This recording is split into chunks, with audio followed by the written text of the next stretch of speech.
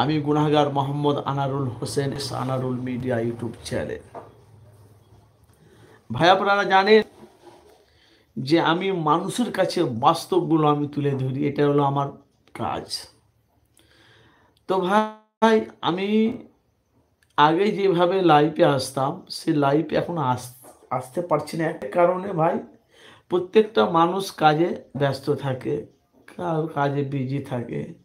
তো ভাই আমি কাজে ব্যস্ত বলে আপনাদের কাছে সবসময় লাইভে আসতে পারছি না।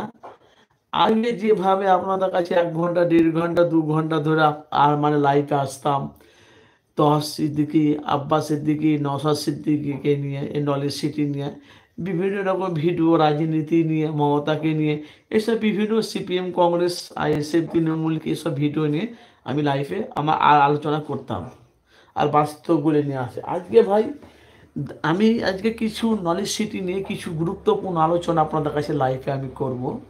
তো তার আগে কিছু বক্তব্য বলার আগে ভাই, প্রত্যেকটা ভাই দেশ বিদেশ থেকে যারা যারা আমার লাইভটি দেখছেন, এই ফেস আনারুল মিডিয়া লাইভটি দেখছেন, প্রত্যেকটা ভাইকে আমি গুনাহগার মোহাম্মদ আনারুল হোসেন ফুরফুরা শরীফ থেকে সালাম ও ভালোবাসা ও মোবারক জানাই।